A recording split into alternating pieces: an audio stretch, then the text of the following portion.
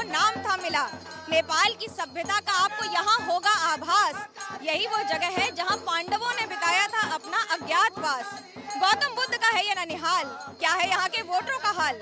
नमस्कार, मैं हूँ मनोज्ञा लोईवाल। आज की चुनाव यात्रा महाराजगंज जिले से, एक ऐसा जिला जहाँ पर 5 में से 4 सीटें फिलहाल बीजेपी के पास हैं। लेकिन क्या होगा इस बार, क्या उनकी ये सारी स्कीम्स जनता मानेगी और दोबारा लेकर आएगी सत्ता में, या फिर से एक बार अज्ञातवास पर भेजेगी।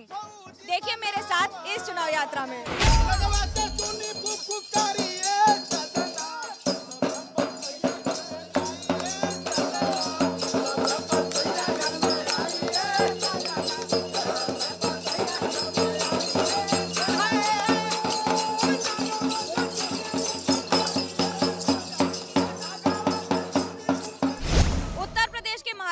का फरवाही नृत्य मतलब लोगों को इकट्ठा करना और उन तक अपनी बात पहुंचाना। लेकिन पिछले कुछ वर्षों में इस नृत्य का इस्तेमाल सरकारी योजनाओं के लिए किया जा रहा है।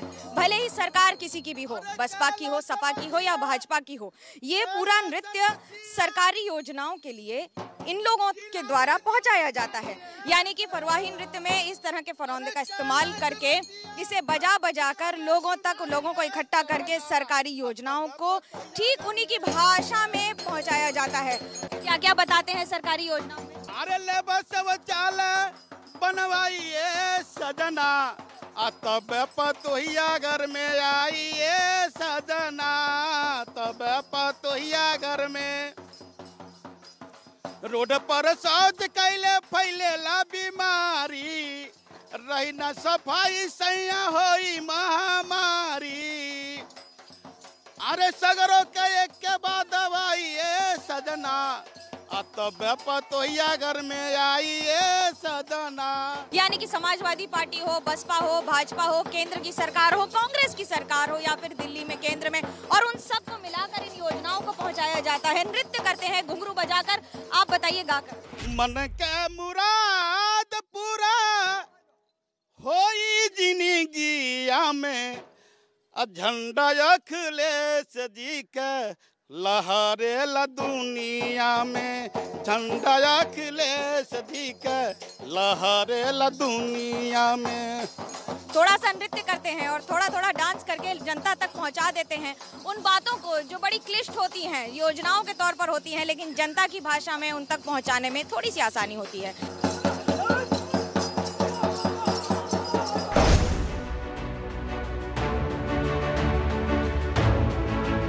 महाराजगंज जिले में एक जनपद एक उत्पाद के तहत लकड़ी के उत्पादों को रखा गया है। यहाँ पर जंगल बहुत हैं, ऐसे में लकड़ी बहुत आसानी से उपलब्ध होती है और उसका सामान हमेशा से बनता रहा है।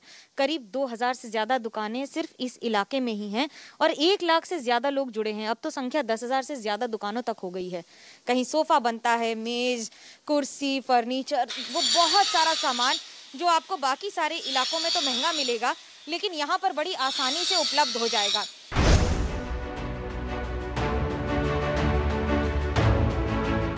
एक जनपद एक उत्पाद के तहत क्या सुधार आया है? कोई 5 साल में कुछ परिवर्तन आया है यहाँ के फर्नीचर? देखिए 5 साल में कोई परिवर्तन नहीं आया है। यहाँ परिवर्तन कोई नहीं आया है फर्नीचर में।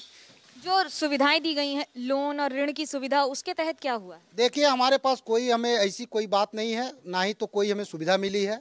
ये गवर्नमेंट बना रही है, ठीक, हमने एक दिया है, वो दिया है लकड़ी के लिए।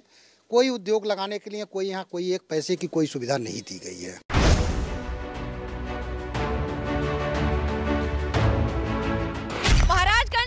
जनता क्या सोच रही है, क्या सोच रहे हैं यहाँ के लोग? फिलहाल 5 सीटों पर बीजेपी काबिज है। चुनौती उस तरफ से भी है, ये कहते हुए कि समाजवादी पार्टी भी उसी तरह से जीत हासिल कर लेगी। लेकिन क्या होगा, इस पर बात करते हैं लोगों से ही। शुरुआत करेंगे कविता से। आप ही बता दें क्या होगा इस बार। सांप्रदायिकता फैलाने वाले सोच लीजिएगा कि हिंदू है हिम्मत इसकी, किसकी? हिंदुस्तान की। हिंदू है हिम्मत इसकी तो मुसलमान मत वाले, और सिख बने हैं शान इसकी तो ईसाई रखवाले, और नफरत को समाजवादी दुश्मन माने। एकता हमारी पहचान है, दिल से प्यारा देश हमारा, प्यारा हिंदुस्तान है। अभी इन्होंने बड़ी अच्छी कविता कही है और ये कविता इनको कहने पे मजबूर इसलिए होना पड़ा कि भाजपा ने राष्ट्रवाद इनको सिखा दिया। तो यहाँ विकास का मुद्दा रहा है और विकास हुआ है। आवाज भूजा की तरह बटा है, जो वो समाजवाद, कांग्रेस, किसी पार्टी को देख के व्यक्त कर दिया। सबका साथ सबका विकास की बात करती है। देखिए, ये दुर्भाग्य ही है कि आप जब बोल रहे हैं कि मुद्दों की बात होगी तो मुद्दा जितना हो रहा है, मुद्दा राष्ट्रवाद हो रहा है, मुद्दा चीन पाकिस्तान हो जाएगा, जबकि मुद्दा होना चाहिए रोजगार का मुद्दा होना चाहिए। विश्व का कौन सा ऐसा देश है जो अपने लोगों को जो है पैसा लेकर के वैक्सीन लगाता है? वैक्सीन इन्होंने लगवाया कि नहीं लगवाया, इनके नेता ने जरा पूछे। मुद्दा क्या? मुद्दा है कि महाराजगंज में आज तक रेलवे नहीं है, महाराजगंज में रेलवे है नहीं।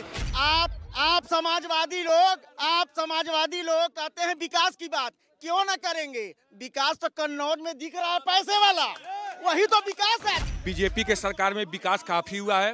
विपक्ष कितना भी हो हल्ला कर ले, 2022 में पुनः बीजेपी की सरकार यूपी में बनने जा रही है। उत्तर प्रदेश के जनता से यह निवेदन बा कि 2022 में झूठन के सरकार नहीं चाहिए, चमचन के सरकार नहीं चाहिए, लुटेरे की सरकार नहीं चाहिए। इससे ज्यादा अगर दंगा फसाद हुआ है तो पूर्व की सरकार में हुआ है। ये एक वोट का लड़ाई है, वही लोगों में मतभेद, लेकिन इसके साथ साथ जनता ही खोल रही है हर पार्टी के भेद।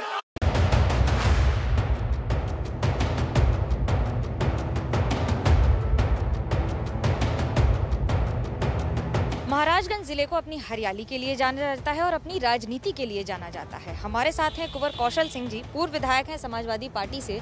राजनीति में अब कितना बड़ा टर्न अराउंड कर पाएगी समाजवादी पार्टी, क्योंकि फिलहाल तो इस जिले में कहीं विधायक है नहीं आपके?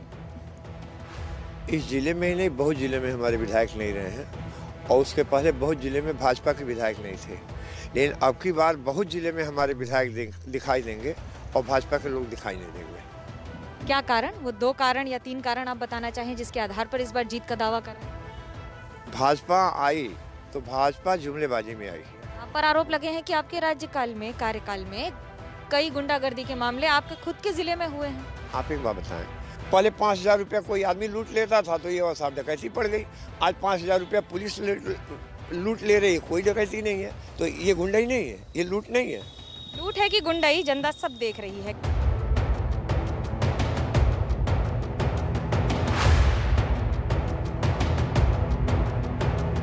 महाराजगंज जिले में 5 विधानसभा सीटें हैं, जिनमें 4 पर इस समय बीजेपी का कब्जा है और 1 निर्दलीय। यानी कि इस समय बीजेपी को तो पूरा भरोसा है कि दोबारा जीत हासिल करेंगे। हमारे साथ हैं सदर के विधायक जयमंगल कनौजिया जी। कितना भरोसा है इस बार जीत का, और वो कौन से 2 मुद्दे जिसको लेकर मैदान में उतरे?